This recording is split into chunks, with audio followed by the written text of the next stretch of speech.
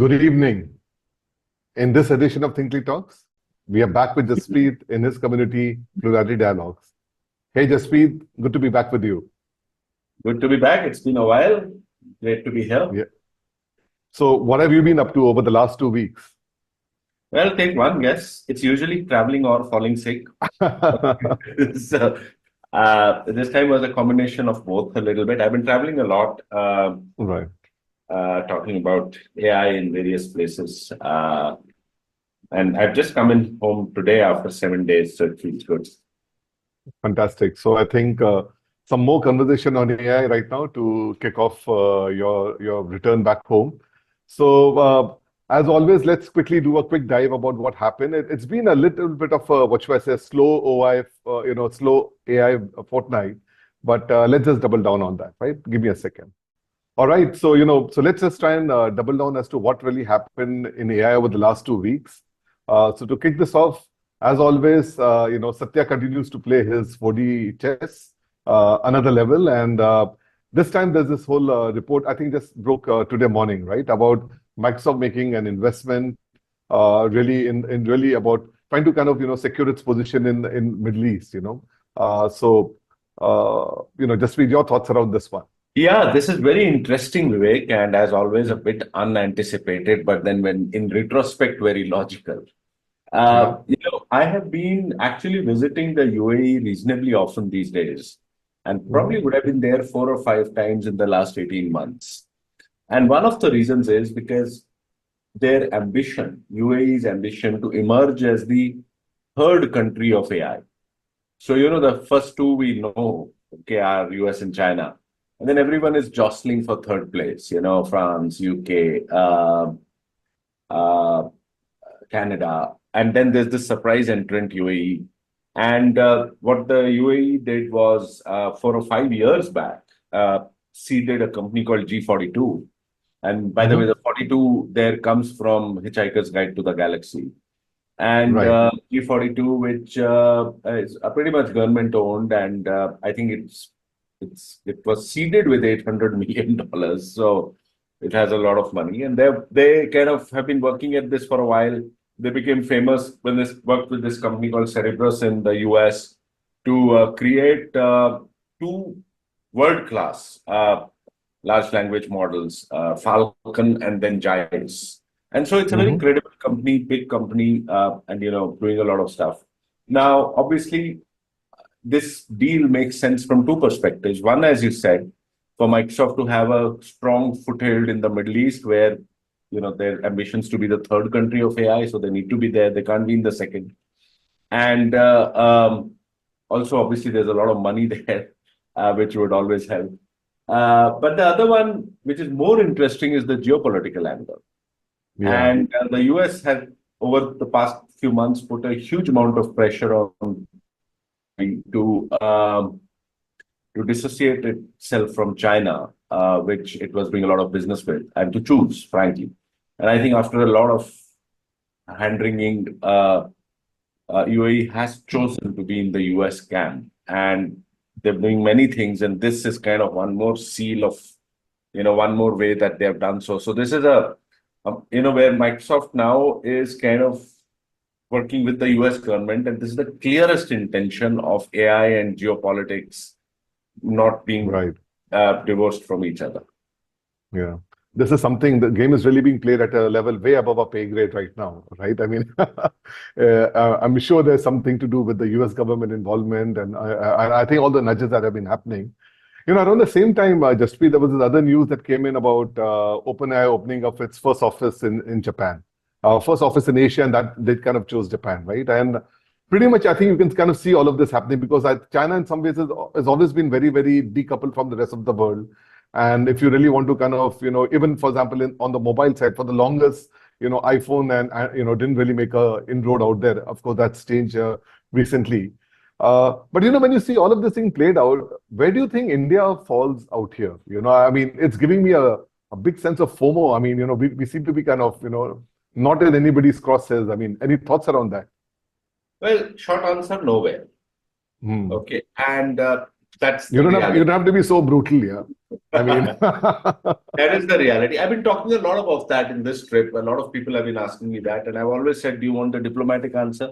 Where I pre-say it with, we have lots of talent, we have lots of whatever, right. or the, or just be brutal. Yesterday, in fact, I was on the stage with the two of us, with how can I forget his name, the co-founder of Sarvam, Hmm. which to me is the Vivek Raghavan, the co-founder of Sarvam, who's an Hmm. amazing individual. And to me, Sarvam is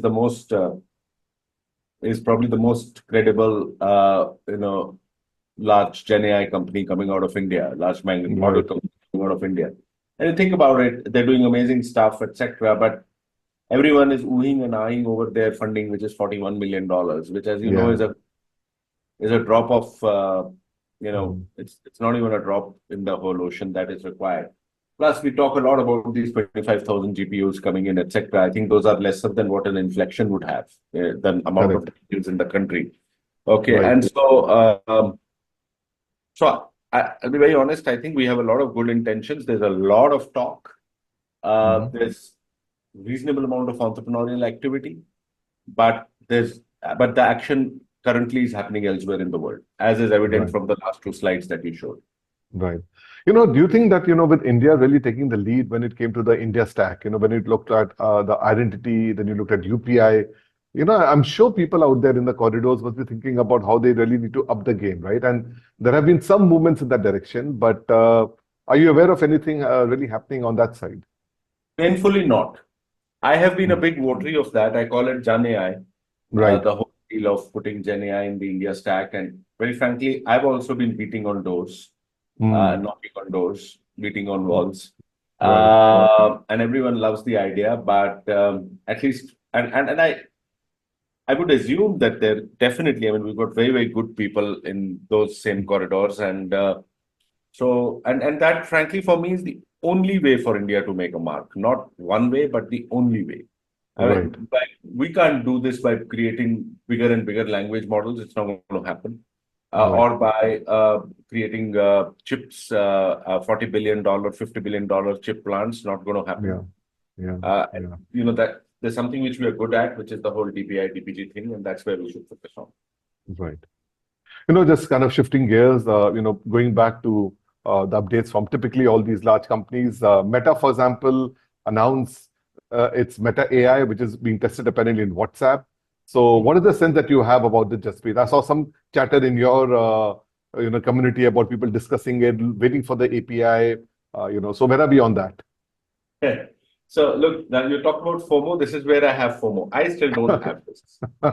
Okay, so I think in many ways it's a very logical thing for Meta to do, but it still caught people by surprise. I don't think they talked about it anywhere. Really, there was no pre-announcements or indications that they were going to do something like this. While again, in retrospect, very logical. I mean, they own the best distribution on the internet. That's With right. Facebook, with Instagram, and with obviously WhatsApp. And for them to kind of integrate their AI into WhatsApp, much like Google and Microsoft have integrated it in their properties, was the logical thing to do. And they've done that. And I think they've done that well. I haven't played around with it, I'll be honest with you. But knowing the success of Llama, their large language model, etc., I'm sure it will be a pretty good product. I mean, the person who showed it to me for the first time, just 3 days back, I was somewhere else, and she said, she's an AI person, and she said, I don't know whether I feel both. My privacy has been violated. I didn't ask for it. Okay, it just landed up and it's there. I really didn't ask for it. But on the other hand, I'm curious.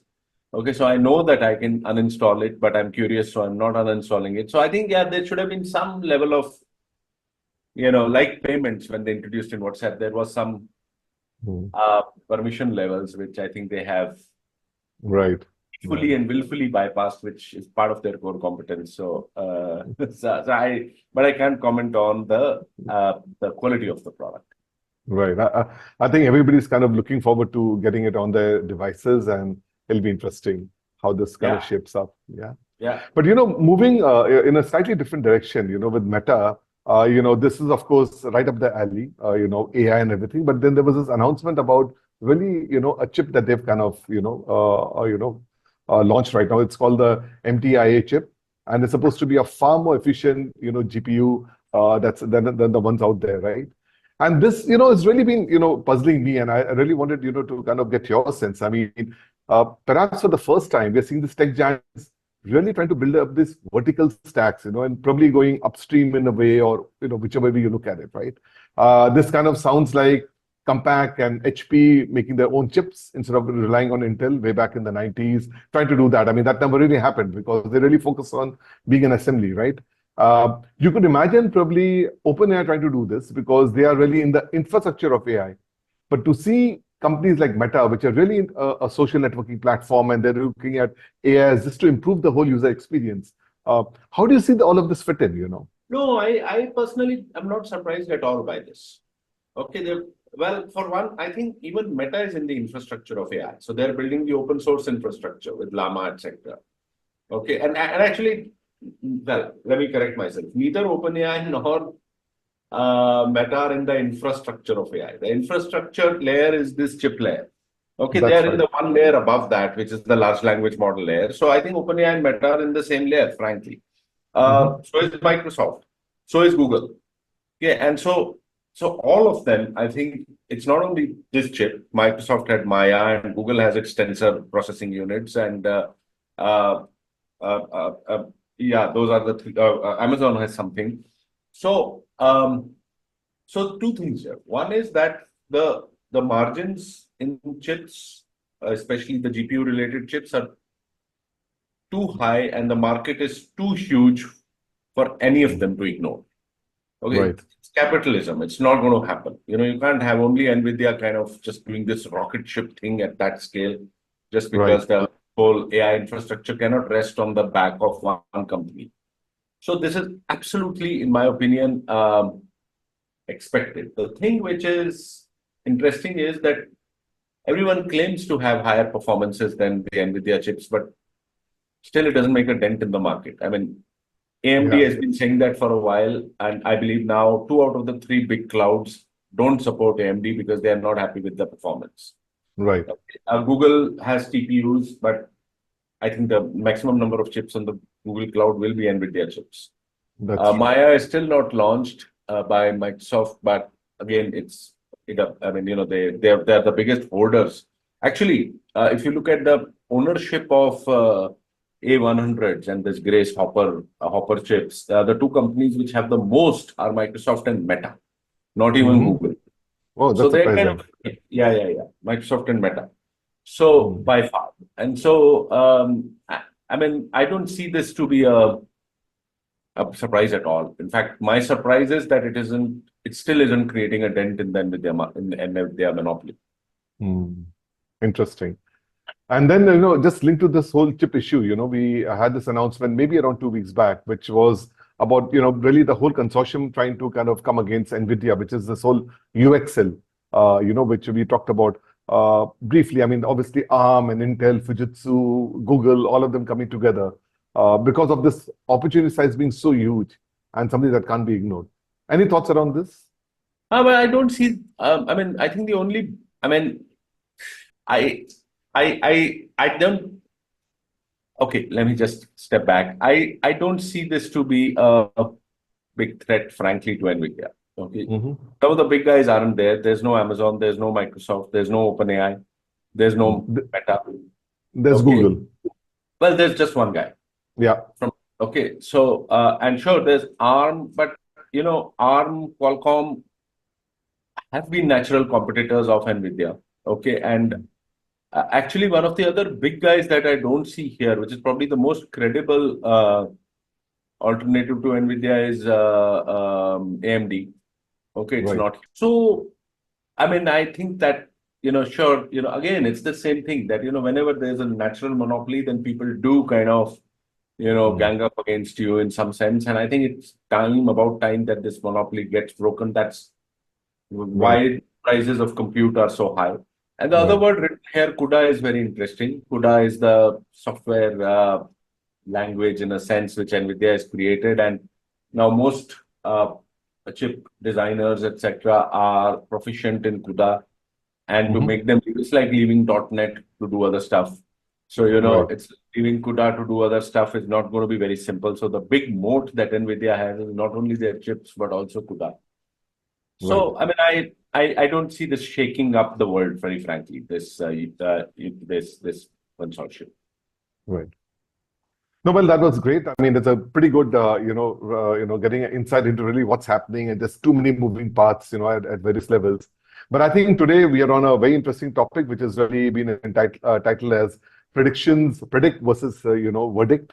Uh, so, Jaspreet, I think maybe you could just talk to your viewers about it, right? You have this whole habit about sharing your predictions for the year, and this time very smartly you decided you'll just keep it to a quarter because a year is too long a measure right now, right? So why don't you just walk us through that? What were your thoughts beyond sharing these predictions every year? And there was no smartness, frankly, it was pressure. Okay, so anyway, so every year for the last 5 years or so, I've been doing these predictions, tech predictions, at the beginning of the year. I actually published them in some newspaper, usually Mint. This year Right, was some other newspaper. But I usually publish them so that they're there. I mean, I can be held accountable to them. right, And this time, obviously, I didn't do tech predictions. I did AI predictions. Oh, yeah. And by the way, every year I then go back to them at the end of the year, okay, and publish an article saying that, look, how did I fare? I actually score myself how much out of 100 or whatever. Okay. right, This year, and I usually am between 60, 70 kind of stuff. This year, I did in AI. And as I wrote in my predictions itself, it was an extremely foolhardy thing to do. mm, Uh, for example, I never thought about Sora. Sora suddenly came out of the blue. right, Okay. And things changed so fast. So I did these 10 predictions. But the but things are moving so fast that, by the end of the year, it would be irrelevant in many ways to go back to these predictions.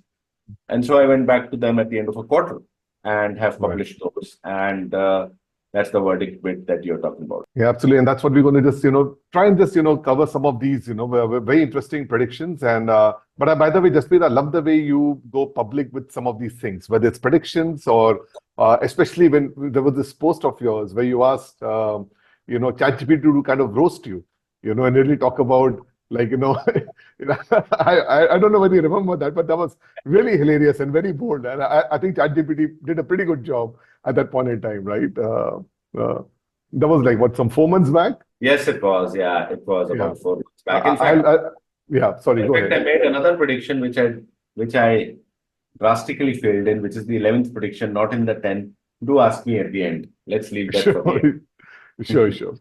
sure. So what I'll do is I'll just kind of, casually go through. This is, like you said, was the one that was, you published in Mint. And, so I think the first one, I think you were really bang on, right? Tech was rage, right? And I think you gave yourself a 10 on 10. Walk us through your thoughts around this one. Well, this was an easy one, right? So that, the tech wars would happen, and within those there was some specific stuff about Hmm. Google suffering and then coming back, and and look, I think with every fundamental new technology, tech industry landscape gets reshaped. The top 10 companies don't remain the top 10 companies. That happened with the internet, and how retail and entertainment and information and news was the companies which were there of those in the top 10 dropped out of the top 10, with the exception of Walmart, which has That's been a right. stalwart there, okay, and has done Mm. really well to be there. Same thing happened with the mobile phone world, Microsoft, Apple, Google's Android, etc.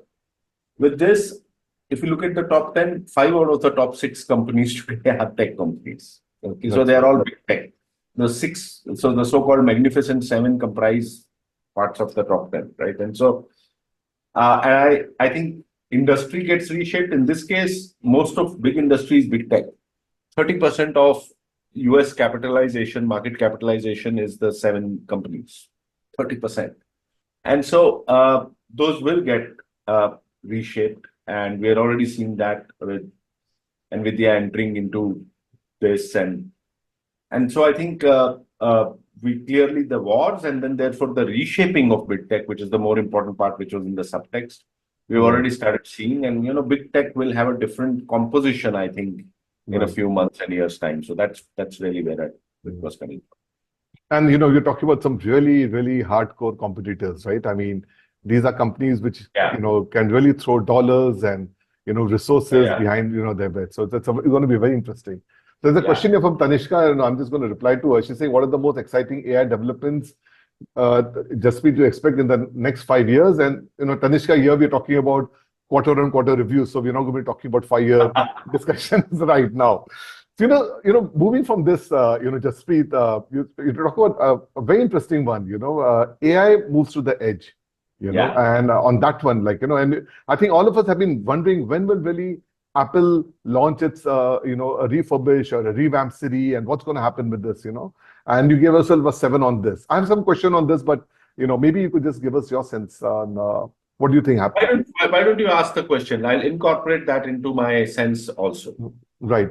So I think the logical question was really about what's going to happen with Android and Apple and Samsung, right? But I think there's this whole thing about the wearables which has been sitting out there. We're talking about the human AI pin. Unfortunately, the launch of it was very underwhelming. And similarly, there's a Rabbit R1 which is coming up. So all about this AI wearable pins. Do you really see them coming in? Because the iPhone and the Android, as we know, has demolished every other device that's out there. So do you see that this might lead to a new surge of wearables, or it's just going to be back to the smartphone? 100%, not even one iota of doubt. Okay. Mhm.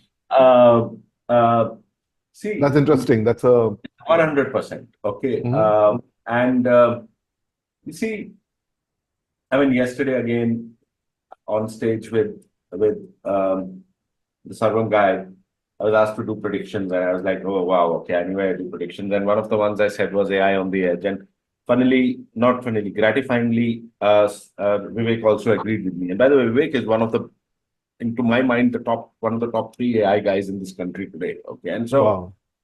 so he totally agreed, and so I feel kind of justified here.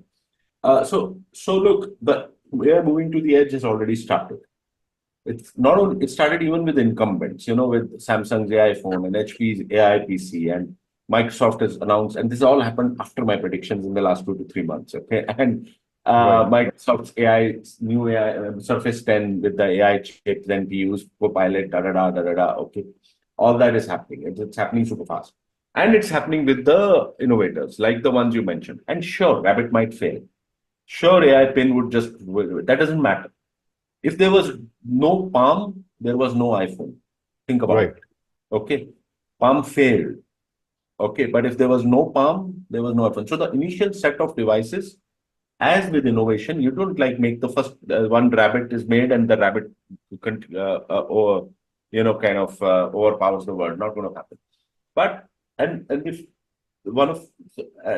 you look at the chip semiconductor world, Qualcomm is super busy making edge chips, edge AI chips. Okay, and they're very Mhm. good at it.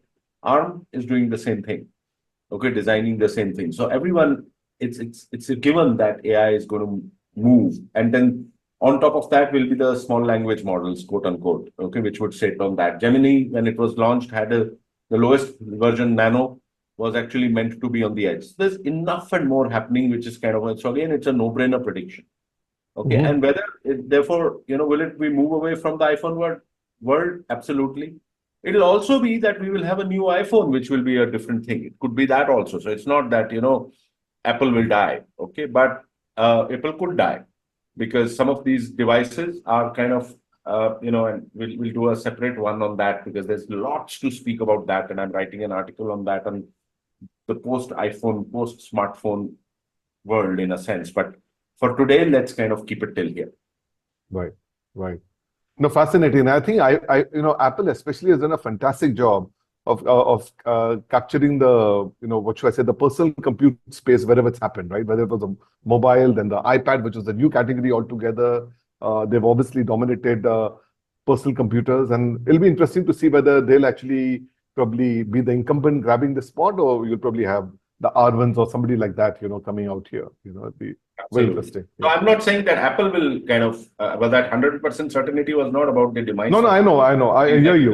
I yeah, think the yeah, AI pins will happen, and it's going to be yeah. very interesting to see whether the Samsungs and the. Who In does fact, I it? don't know if you remember, there was this a long time back. There was this young kid, a kid of Indian origin. I forget his name. He Pranay. eventually joined. Yeah, that's right, right. And he had this whole wearable around his neck, Yeah, and he joined Samsung, right? I mean, so they were thinking about this 10 years back, right? In some ways. But the technology is really coming now, right? So it's going to be very interesting. Yeah. Uh, I'll just gloss over the race to regulation. We've discussed it. You gave us a yeah. I think 10. we should. I think Yeah. we'll pick up the interesting ones of the Yeah. 10. So I was surprised you gave yourself a 3 on 10 on future of work. I mean, one of the things, and maybe it had to do with personal experience, which should not be the case, but Right. I'm not very overwhelmed or super impressed with Copilot so far. Okay, to me, Yeah. Copilot and Microsoft Copilot was probably the biggest product and use case of Gen AI and everyone, and it's like super fantastic. But I have not been able to make it work, very frankly. But forgive Yeah. me, as I go around talk to multiple companies, none of them are exceedingly excited about it at this point of time, Right. and they find the pricing also very high. I think Right. maybe Microsoft. I mean, I think Microsoft done the right thing by acting like a startup and putting it in without really making it enterprise, super foolproof thing that they usually do. But I think they have also overreached by pricing it super high, probably under pressure to, show the world that they can make money out of generative AI. And Hmm. I see some. I think therefore, it hasn't really shaken up the world of work. In the first 3-4 months. Sure, some of the other things have, ChatGPT in itself has, and some of the GPT-based things have, but it's not like a revolution at this point of time. It's Right. still very tentative.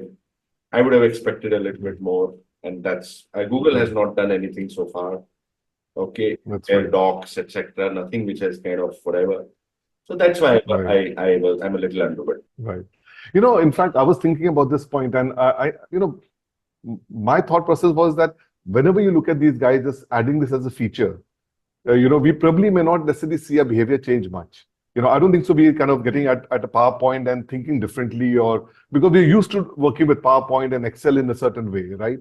But I think when you go to a completely new frame, like for example, you go to a ChatGPT 4 and you sit there and you probably sometimes chat for hours, trying to make it do a job better, right? I think it's more also about the context that you're usually used to versus looking at a new frame of reference. Any thoughts on that? Maybe Microsoft has to reimagine its own personal productivity suite ground up rather than just bundling it in that sense. Mm, I don't think so. So if you look at GitHub Copilot, it's not a Hmm. ground up rethink. It's really working for software. If you think of Firefly, which is the Adobe product, okay, it's not a grounds up rethinking of Photoshop. It's a Yeah, re-engineering using. So I don't really think we need to think of ground. Sure, at a point of time with Gen AI based stuff, there'll be many grounds up related stuff. But I think at this point of time, as I say, sprinkling stuff with the magic dust of Gen right, AI can also work. Okay, right. so No, that's what I sure, think. sure, fair enough. I'll jump the AI and jobs. We spent a lot of time on that, but I found this prediction of yours, open and proprietary LLMs, right? And again, like in my view, I think of really, like you said, the device, the chips as really the what should I say, the infrastructure out there. The LLMs again are the software infrastructure built on these chips, right? Uh, but I think more and more people, they're talking about the fact that eventually there's going to be a commoditization because you are looking at the same data sets. The internet is a data set. Everybody has compute, everybody has algorithms and parameters, right? So at some point, the edge that you're talking about, would probably narrow down. Pretty much the way we saw in let's say on the computing, because on the desktop side, people preferred Windows or the OS because of really of the UI that the users want. But on the server side, you have Linux, which kind of rules, in the data centers, right? So I would say that probably I think eventually open LLMs will rule. But your thoughts on that? No, I think we're broadly saying the same thing. And Hmm. again, I'll be honest, I'm not a great expert on open source versus proprietary and the wars that happened, etc. I do Hmm. think, as you said, we have a lot to learn from what happened at that time. And a Hmm. similar stuff would play out this time. Hmm. Uh, but if you see my prediction, what I've said is in 2024, these are Yeah, predictions for 2024, not for five that's true. years. Our friend was asking me. Okay. So I'm saying that in 2024, proprietary will still rule. Beyond that, we don't know. Right. I'll just pause here and take an interesting question here. I mean, nothing to do with your prediction, but he says, like, do you see from this is from Aniket, uh, any contribution, that will happen from AI towards renewable energy, sustainability initiative? I mean, you have you ever thought about it from that frame? I mean, we obviously be looking at the players and the immediate domains, but any thoughts on that? Oh, these things are beyond thoughts. There's lots of action happening with Hmm. AI on renewable energy, etc., etc. But remember, this is AI, not Gen AI. Okay, so and AI, as we know, has been around for decades. And over the last few years, pretty much a lot of the big green initiatives, whether they have to do with solar farms or whether they have to do with wind farms or whether they have to do with just batteries or whether they have to storage or whether they have to do with electric cars, Tesla's cars. Okay, there's a huge amount of AI in that to optimize, to make efficiencies happen, to kind of do multiple kind of optimizing algorithms, etc. And I mean, you just take Tesla as an example. I mean, it's a green Right. energy company in a way, right? With its gigafactories and it's whatever. And Absolutely. AI is kind of, it's also an AI company in that sense. And Right. so it's a it's a dumb thing. Now, obviously, there's lots of speculation saying that a GPT X or number N, whatever it be, 5, 6, 7, 8, 9, will solve global warming for us. Now, Hmm. that is when we get into, the have a few drinks territory.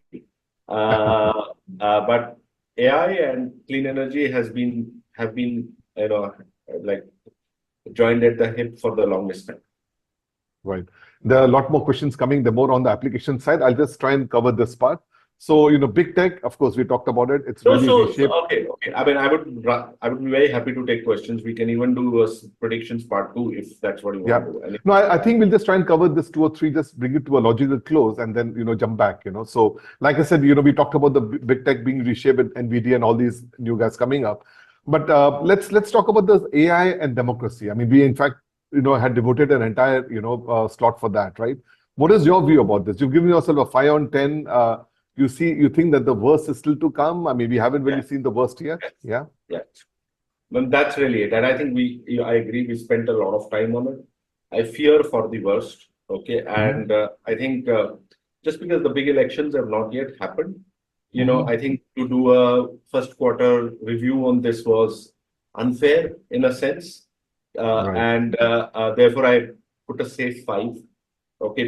History of that way. But I mean, if the prediction had been, for example, that it will disrupt elections, etc., etc. I would still say 10 out of 10 it will disrupt.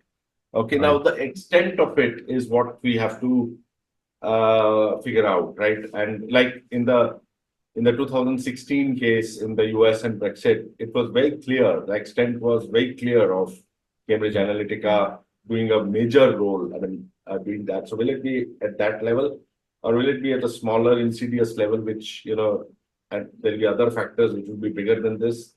Mm. Uh, so I suspect this one is going to. We'll have to wait it out a bit to Right. do more thoughtful stuff on this. So I found your second last one very interesting, and I think coming hot on the heels of the the coup that had happened, I think maybe a couple of weeks back when you must have done this, the Microsoft and OpenAI, right?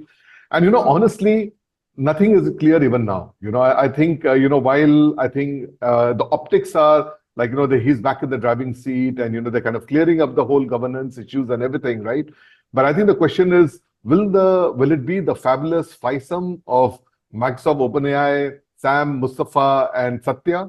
Or is it going to be the fickle fivesome? I mean, how do you see this thing play out? There's too many egos, too I many have dollars at said play. this one is my most dangerous prediction of all, right? And it's the most exact.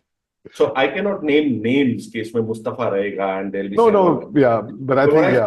said, if that's the one, right? I've said that either Microsoft will buy OpenAI, Hmm. okay, or it will divorce, right? That's I think the broadly the prediction, okay. And It's going to divorce it with some crazy alimony. I mean, the you the know, dollar that I know, but I don't rule that out, to be honest, because you know, I sometimes think that all the moves that Microsoft is making is Hmm. for that eventual divorce also, towards that. That's right. Okay, so That's you right. see the Suleiman thing, and you see the G42 thing, and Right. Mistral investment into Mistral, etc., etc. Okay, I mean they are kind of clearly, de-risking themselves against a possible, and at a point of time, maybe, large language models will become a commodity. Okay. Hmm. And if as people say, Mistral or Claude today, they say is at the Right. same levels of GPT-4, then you know what? Tomorrow you can integrate Mistral also into stuff and work. And so I think at a point of time, Microsoft would want to have some full control of its destiny, like Google. I mean, Google to me is actually still, even after all the missteps, best position. Hmm. They have the best talent, bar none. Okay. They have the full stack. They're the only company with the full stack. Okay. Everything. It's in-house. And Hmm. they have the world's best data, other besides Meta. Okay, to train with YouTube and with obviously search and with all of that. They have the best data. They have the best people and they have the full stack. And Microsoft has been just the leadership has been amazing and has done what it's done. But in the long run, they would want to be there with the full Right. stack. And the only way to Right. have the full stack is to buy. And if you can't buy, then you get out of this relationship and get into another one and buy Right. that. Right.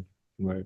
We definitely haven't heard the last on this one, right? I mean, we Yeah. still don't even know why the coup happened, and Ilya Sutskever has apparently been missing, right? I mean, nobody really knows what role is he playing. I mean, he's supposed to be the chief alignment officer, so to say, but I don't know. You have any insights on that? Because that's always very juicy to kind of, nah. I'm about Well, 10,000 miles from Silicon Valley. I have no. literally and metaphorically, yeah, yeah. But I think coming to the last one, and my question to you is, you've been a chief digital officer, right, of a large conglomerate.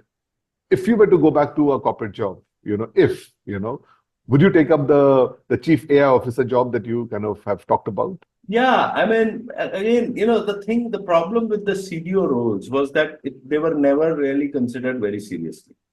Hmm. Okay, to be honest. I mean, at the end of it, the budget still remained with the CIO. Right, Okay. And the CDO had like a very loosey-goosey kind of thing. And many CDO roles were like there just for the positioning part of it. We are also doing stuff.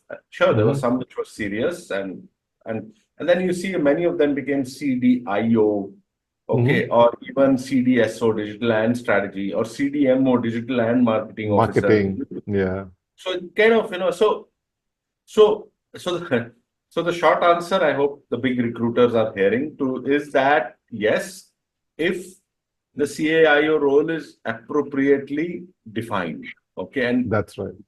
one will have to work through that. We don't know what it means, but Hmm.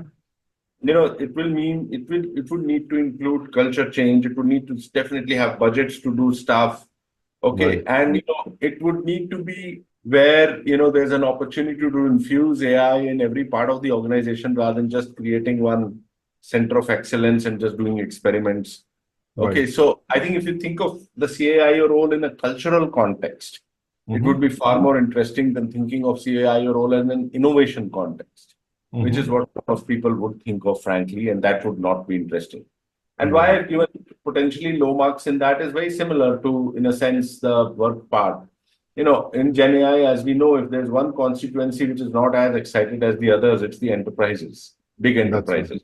Hmm. Okay, and they're like, I can't find any use cases, I can't find this, I can't find that. And Right. that's I think the why only use case they have is about laying off people using that as an excuse. it is an We excuse. talked about Yeah. So, and I think and so therefore the CIO thing is not as fast in as as Right. expected again. And that's why I've kind of given lower. Right. And just for some of the recruiters who might be listening in on this, do you think that this is something that's going to be sitting closer to the CIO, CTO role, or closer to the business side of things? I mean, how would you imagine? I mean, where do you see this person spending most of his her time? So the CDO role was 50-50 always. And what people did not think of the CDO role was that a lot of it was an HR L&D role also. Hmm. Okay, so I think this role will be kind of somewhere so it's not a 50-50 of business and IT tech. It'll need to be, as I said, culture again. So it'll need to be very closely tied to the culture part, which today is seen to be a CHRO's remit. Hmm. And so I think there would need to be some kind of, so think of a triangle with the IT tech and on one and business on the other and HR on the third. I think this would be like the vertex of that triangle. Fascinating. The It's really vertex, going to be the centroid of the centered triangle. of the triangle. Yeah, that's right. No, great stuff. I mean, Jaspreet, this is very interesting, and I think very, brave of you to kind of, especially in something which is so fast changing to kind of take. And I think you didn't do pretty bad. In fact, you were pretty harsh on yourself on a couple of these. But I think from this moving into a few, and how much time do we have, Jaspreet, to just Maybe try and another take some? 10 minutes, yeah, 10 Oh, minutes or so. perfect. Great.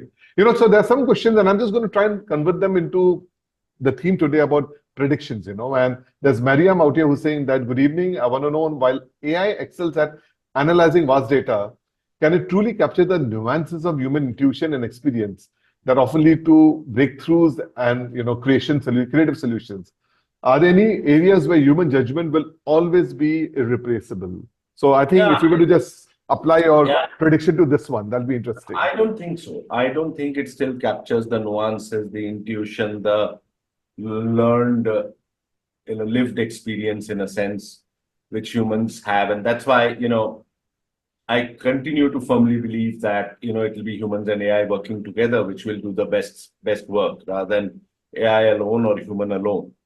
Because there are certain strengths which humans bring in, which is still not replaceable, and some of those you mentioned. And similarly, there's strengths in the AI part, which for what when humans can't do, they can't crunch so much data and know so many things and do Right. things that fast. So I think and actually, when we think of quote unquote super intelligence, that's what people mean, that that it'll have all these human things. And now Elon Musk obviously wants to be on the news cycle, so he said it will happen next year, which I like. I don't even know whether to laugh or cry. Uh, but um, but I think personally think that in my lifetime this is not going to get replaced. And so certain jobs, almost every job. That's why Microsoft is also calling it Copilot. It's not an autopilot, okay, or a Right. pilot. So multiple jobs, but especially jobs which are more human things. And you might know I am these days obsessed with this concept of being human in the age of AI. Right. And so things related to compassion, for example. So if you have a nurse's job, you know, the best robot in the world will not be able to do a nurse's job well. Right. And similarly, any such jobs which have a high dosage of human, even a CEO's job. I mean, let's move to a totally different area. Okay. Right. There's a lot of empathy, there's a lot of lived experience, there's a lot of judgment that a CEO needs to do, which cannot only be mathematical judgment or algorithmic judgment. Okay.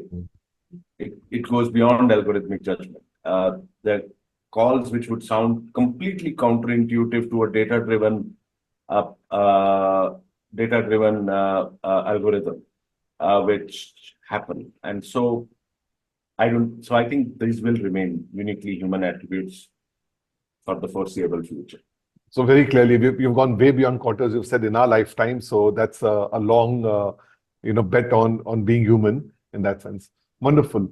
There's a question here from Rashi, but I think before that, Jaspreet, how are you going to be doubling down on your predictions? Are you going to be just looking at the same 10, or will you probably have new parameters coming up in the No, next one? because I've put the 10 in the beginning of the year. So one of the things, let's see. I mean, let's see how the year unfolds. Maybe Yeah. I do just a quarterly Mm. update, or maybe I close these 10 in June or July of this year and write a new 10 for the New 10, second half of yeah, the year. yeah, yeah. Let's see. Because I think this question from Rashi is a very interesting one. You might want to consider this in one of that. And it says, will AI influence the future of transportation, particularly in the development of self-driving cars and drones. So we've been on the, what should I say, on the advent of, drones and this for a long time, right? And do you really see finally happening, um, you know? So Gary Marcus, I would encourage Rashi to follow Gary Marcus, who is brutal about how these predictions of cars and driven by AI are going to happen next year. They've been happening next year every year. For the longest, yeah. For the longest time. Okay. And we've reached a stage where most companies have given up, including Apple. Okay. And, or defunded or given up or just made them hobby projects. If you ask me honestly, I never understood the real rational reason to have driverless cars. Okay, even while the whole world has been talking about it. Electric cars, sure. Energy efficient cars, sure. Okay, semi-autonomous, sure. Okay, I think the only reason people were doing autonomous cars was because some Silicon Valley billionaires saw those as amazing toys. Okay, and the only rational reason which was given was about reducing accidents. Now, you can reduce accidents by 3 ways, which is much more effective and cheaper and possible than doing this. Okay, by doing semi-autonomous, for example, you can build in huge amounts of technology to prevent accidents. Okay, if you focus on that rather than self-driving. Second is you can work on non-tech ways to look at human behavior and using nudge theories and many other ways to reduce, like we did with smoking, for example. Okay, we did that, right? It had nothing to do with some AI coming in and reducing people smoking. Okay. And the third is, frankly, most accidents happen in the developing world. And there's never going to be a driverless car in the developing world. Okay, it's illogical. The road systems don't exist and people need jobs. I think this has been a big, one of those things. Even flying cars, I get. Okay, which do. Okay, but driverless cars, I think if they die a natural death, I will not be mourning them, to be honest. However, we must acknowledge that what they have done, like many such projects do, they spin off technologies which can be used in many other places. Okay, like Formula One spins off technologies which can be used. Wars and the war weapons do that. And so I think it's not a wasted effort. There'll be lots of the lidar technology can be used for multiple things. And but I think we should just say, okay, fine, we played around for this, let's keep it to the side. There are many other problems we need to solve, bigger ones. Right. There's an interesting one here from Anand, and I think you would probably have a very interesting context on it. Especially with the experience of being a CDO, and you talk L&D being a very important part of what a CDO does. So it says, Anand said that will we see advancements in AI-driven personalized learning platforms and educational tools to cater to diverse learning styles and needs? Absolutely, yes. Absolutely. I think this is the biggest promise of AI. Yeah. This and personalized education and personalized healthcare. If these two things happen, and hopefully, nuclear fusion, okay, if these three things AI can help us do, which human beings haven't been able to so far, okay, I think we can safely say that AI has been worth it with all its problems and its costs and everything. And education of the three, I think, is the most feasible, most immediate. Khan Amigo, if you have heard of Khan Amigo, Khan Academy's GPT-4 driven personalized tutor is good and is one of the first efforts in that direction. And I think, again, if we look at it beyond the Silicon Valley construct, in places like India, for example, with millions and millions of uneducated children, schools without any teachers, frankly, or with teachers who really are there just to collect the salary. And, the craving for education which families have for their children, the penetration of mobile smartphones, the penetration of digital public goods and digital public infrastructure. I think if these products come up, the distribution of these, which is the more difficult thing, is much more easily doable and is necessary and, and can happen. And in many ways, COVID taught us to do remote learning, but with horrible devices and pedagogy and everything. It was not really. It was just the physical stuff converted to. But Yeah. it really can happen that you have that, and I think that will be cracked also. I think Khan Amigo is the first big step in that direction, and I think we absolutely, and it will be a great thing to happen. Wonderful. And there are a couple of, just to kind of conclude, there are a couple of two pretty smart questions, and I'm not able to make up my mind whether they're smart or they're tongue-in-cheek, because you've got Raj and Viren asking that how do we ensure accountability and transparency in AI-driven verdicts? And similarly, you got Viren asking how accurate have AI predictions been compared to human judgments in various domains? Yeah. So the second one is very interesting, and I don't know. Maybe we should say, who's that? Viren was asking that. Viren Chabra, yeah. Viren Chabra, Viren, it might be good since you have the curiosity. If you have the curiosity to go look for AI predictions, which AI has made, people have published it, and see what has really come out. I haven't found them. I would love to have them, but I don't have the time to go look for them.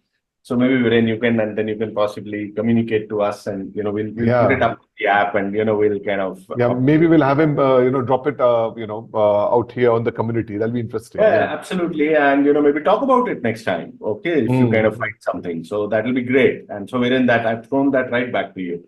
But on the other one, the verdicts, Right. again, verdicts not in terms of these predictions. While probably your question was similar to Viren, I'm taking it in another way, where AI-related verdicts and literally verdicts have been tried has been in the legal area. Yeah. And in courts, in juries, there's this big debate and a great area of research in terms of whether an unbiased AI can give better outcomes of legal verdicts in a courtroom situation than a 12-member bench of human beings who would clearly be biased. I mean, today I was reading our friend Donald Trump. It's in one of his 300 cases. And in one of them, the juries it's getting delayed because they've not been able to get a jury which can put its hand on its heart, everyone, and say, I'm unbiased, this way or that way. Okay.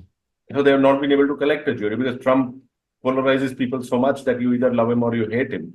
And so there's no one who's unbiased towards him. Okay. And so will an AI be able to do that? Until now, the results are not very encouraging. Yeah. Because these AI judges and their Compass, and there are a few of these AI engines programs which are in that area, go obviously train themselves on earlier data which human beings have done, and you find that they do tend to be more biased against the people of race or a different race or a different gender, which human beings have done, and so they kind of reflect those biases still.